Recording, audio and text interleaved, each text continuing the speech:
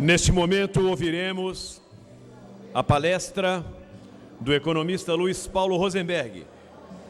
Rosenberg, especialmente convidado para esta solenidade.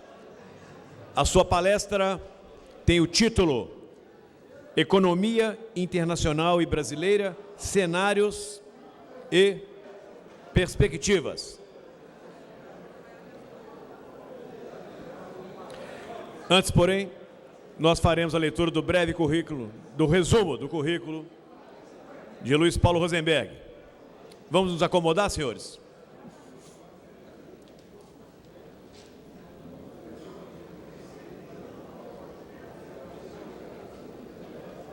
Luiz Paulo Rosenberg é sócio da Rosenberg Consultores Associados, com presença em 14 estados brasileiros. Aqui em Minas Gerais, a Rosenberg Consultores tem como associada e parceira a empresa Minasparte, desenvolvimento empresarial e econômico de propriedade, presidida pelo economista Carlos Alberto Teixeira de Oliveira. Luiz Paulo Rosenberg é bacharel em economia pela Universidade de São Paulo e possui mestrado e PhD em economia pela Vanderbilt University, em Nashville, Tennessee, nos Estados Unidos. Atuou como professor da Fundação Getúlio Vargas de São Paulo, da Universidade de Brasília, UNB, e do ITA, Instituto Tecnológico da Aeronáutica. Rosenberg foi assessor do ministro Delfim Neto durante o mandato do presidente João Figueiredo, responsável pelas áreas de ciência e tecnologia e investimentos em energia, e também membro da equipe de negociação com o FMI. Rosenberg atuou também como assessor econômico do presidente José Sarney e como comentarista econômico da Folha de São Paulo, da Rádio Jovem Pan, Eldorado e Bandeirantes e da revista Carta Capital. Por fim, Rosenberg também tem em seu currículo, ele exerceu o cargo de vice-presidente do Esporte Clube Corinthians, obtendo para o time paulista alguns dos mais importantes títulos da sua história, como a Taça Libertadores da América e de campeão mundial. Agora, agradecendo que vocês falaram tanto que puderam, enquanto o cerimonialista estava com a palavra, pedimos novamente a gentileza para ouvir a palestra de Luiz Paulo Rosenberg. Em seguida, faremos um intervalo para o serviço do jantar. Boa noite.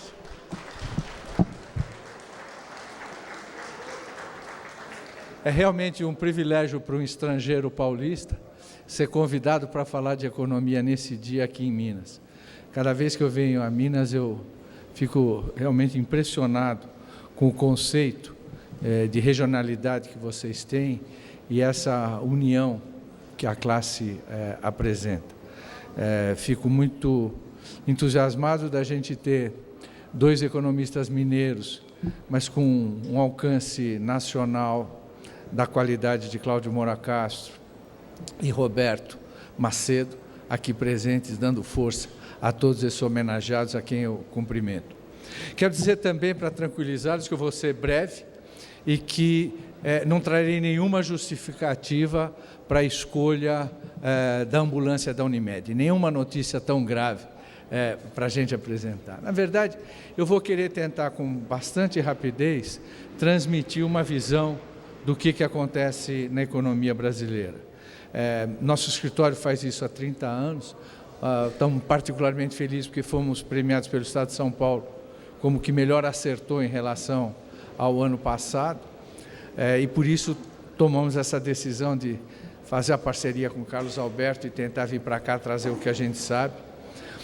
Na verdade, nós vamos fazer o seguinte, todos os participantes vão receber por um mês acesso ao nosso site e receber as nossas mensagens diárias, semanais, sobre como a gente está vendo a evolução da economia.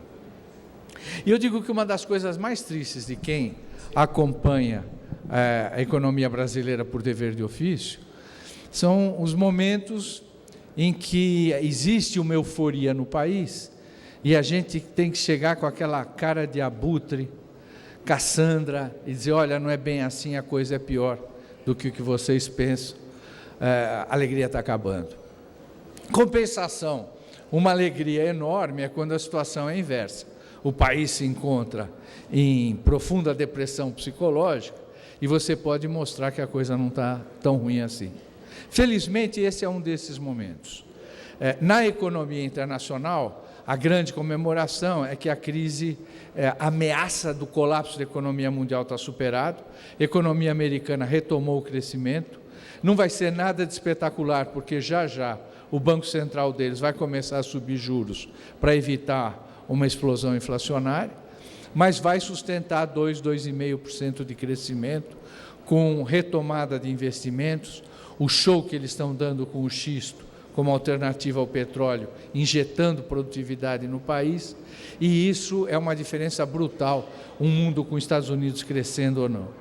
Na Europa, não tem jeito, vai andar de lado, o ajuste é muito forte, a barreira cultural que tem que ser quebrada é enorme, e claro, é injusto até falar em Europa, eu vou mostrar uns números, para a Alemanha a coisa não está tão ruim, agora, para a Grécia, para a Itália, para a Espanha, para Portugal, eu às vezes me pergunto, o que terá de errado em plantar azeitona?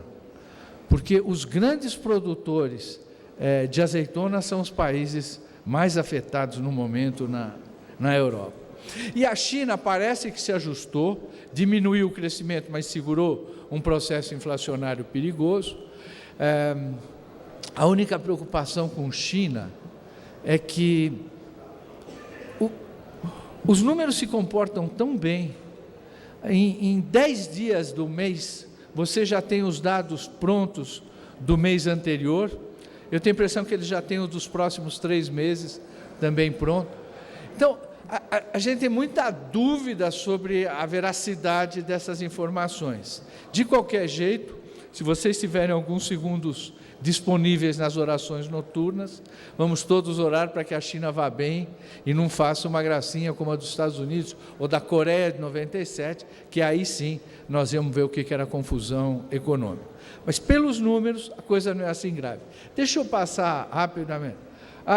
Esse era o comercial, mas vocês estão com fome, eu não vou nem cobrir. Depois a gente manda para o meu, que as coisas que a gente faz. Então, a economia internacional, olha a taxa de desemprego nos Estados Unidos caindo, isso é fantástico. Olha o índice de produção industrial se recuperando, a credibilidade aumentando. E essa Europa, no topo azul, vocês têm a Alemanha, França no vermelho e 2 representantes das repúblicas das azeitonas com uma queda dramática. 65% dos jovens gregos estão desempregados. E esse é o comportamento genial da China. Olha como cai suavemente, o que faz 5.000 anos de civilização, não é mesmo? Então, o mundo não vai nem nos ajudar, nem nos atrapalhar, o que já é uma boa contribuição para a nossa vida. Bom, Brasil, eu disse para vocês, o cenário é muito negativo. A gente pode falar do que foi a perda de credibilidade desse governo, seja por atitudes voluntaristas, seja pelo descaso que aparentemente o governo apresentava perante a inflação. O Banco Central, seduzido pelas promessas do Tesouro de que reduziria o gasto, afrouxou a política monetária mesmo com a inflação subindo.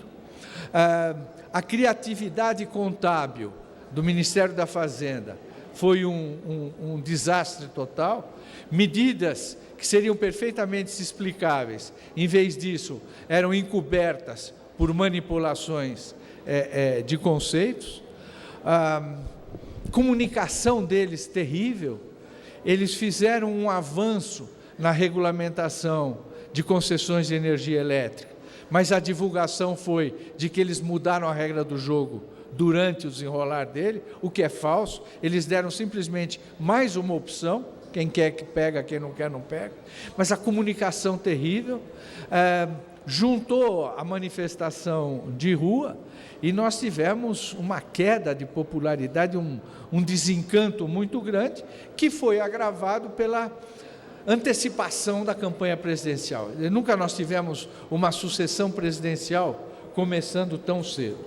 E o resultado foi uma perda de confiança, uma perda de credibilidade fantástica. Retração do investimento público e números de PIB ruim. Por que o PIB veio ruim, decepcionante, durante todo o primeiro semestre? Em primeiro lugar, retração de oferta de crédito. A inadimplência começou a subir, o Banco Brasileiro é cauteloso, refreou a oferta de crédito, e isso, então, contamina a economia como um todo. Não que houvesse um movimento de desemprego, mas aquela puxada de inflação, quando você pensa, passar de 3 para 5 é muito grave? Não. Imagina passar de 4,5 para 6. Não é grave. Mas o que aconteceu foi o seguinte, quando você pega o item alimentação, subiu 16% em um ano. Opa! Pega a classe emergente, que estava bem endividada, e a alimentação dele sobe 16%, ele tem que cortar dispêndio de uma forma grave. Muito bem, esse é o quadro do primeiro semestre, esse é o quadro que deu esse cenário, essa perda de credibilidade. O que nós sabemos? Tudo isso está revertido. O Banco Central disse, chega, começou uma política bastante agressiva de combate à inflação, isso vai trazer credibilidade para ele a curto prazo. A presidenta está se mexendo, fora as articulações políticas, ela tomou algumas medidas muito importantes, talvez o grande destaque seja a regulamentação de portos, é uma abertura como a gente não tem desde a vinda da família real para o Brasil. Ela tomou algumas outras atitudes importantes, essa redução do imposto de importação sobre 100 produtos vai trazer um impacto importante, mas acima de tudo, ela está aprendendo que ou se faz privatização nesse país, ou se faz concessões agressivas, ou nós não vamos ter retomada de investimento, nem recuperação da infra. Ela está fazendo isso, nós vamos ter um segundo semestre bem mais alegre, e os dados mostram que o investimento já está retomando, pela primeira vez em muito tempo. Então, eu queria mostrar alguns dados que consubstanciam essa perspectiva. Nós estamos apostando que nós vamos terminar o segundo semestre melhor do que o primeiro. Não vai haver uma continuidade de queda, e, olha aí, produção industrial, vejam de que queda ela vem para uma recuperação pequena, mas diferente de afundar o país como ele vinha vindo. Olha aqui a ponta da inadimplência, pessoa física já cedendo, e a pessoa jurídica estabilizada. Pleno emprego na economia brasileira, nunca tivemos um nível tão alto, isso você pode ver como uma fonte de inflação, mas como uma fonte de êxito na percepção pela sociedade da política econômica. Inflação, aqui a banda, a meta da banda, aqui foi a furada que a gente teve, agora recentemente quase outra, e ela vai ceder e vai ficar perto de 5,8. Esse é um dado novo, a balança comercial vem se deteriorando, mas esse ano nós temos 4 bilhões que foram importações da Petrobras de petróleo do ano passado escorregados para esse. Então não é tão ruim assim. Nós vamos fechar ainda com um saldo positivo, se você considerar essa diferença de 4 bilhões. Infelizmente, isso aqui é entrada de capital estrangeiro de risco, Fiat, Volkswagen, etc. E aqui é quanto a gente fazia de déficit. O que esse gráfico mostra? Só o que entrava de capital estrangeiro era mais do que suficiente para cobrir o nosso déficit. Isso está acabando, mas a entrada de financiamentos está compensando e o Brasil ainda vai acumular reservas nesse ano. Estamos com mais de 370 milhões de dólares de reserva, não há a menor possibilidade de uma crise cambial no Brasil a curto prazo, vista nem por dentro nem por fora. O governo é gastão. Aqui é o superávit fiscal, esse pretinho são as gracinhas que ele faz para disfarçar as estatísticas. Vem de 3 para 1,8, é uma perda de superávit? É, mas olha aqui embaixo, o déficit que o Brasil faz, o déficit comparável aos outros países, é padrão europeu, é como a Alemanha se comporta. Então não é que esse país está numa situação de descontrole. Então, o que nós estamos projetando para esse ano? Nós estamos pensando 2,5% de crescimento, 2,8%, e uma média perto de 3, 3,5% durante o final da década. Resultado fiscal estabilizado, nada de importante.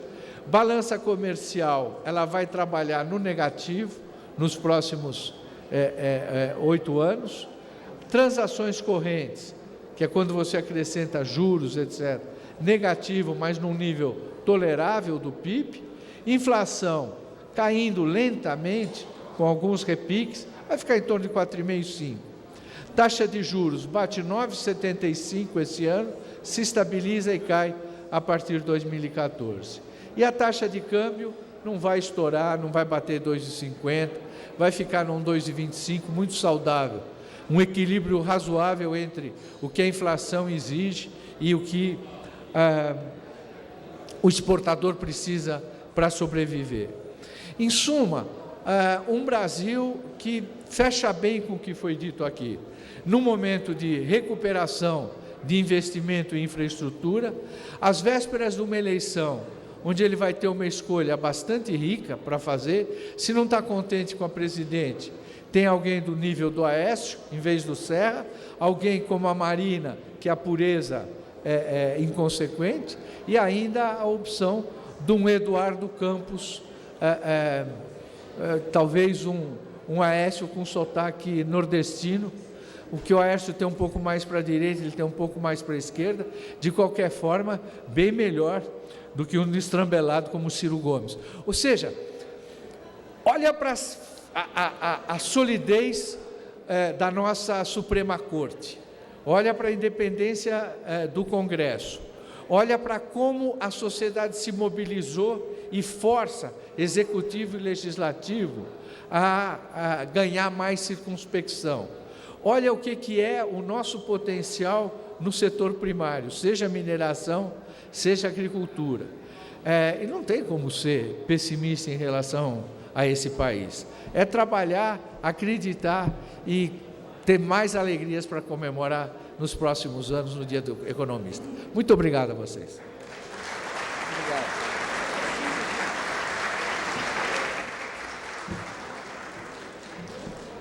Faremos um intervalo para o jantar e solicitamos aos agraciados que permaneçam após o jantar para o registro fotográfico e a entrega das medalhas.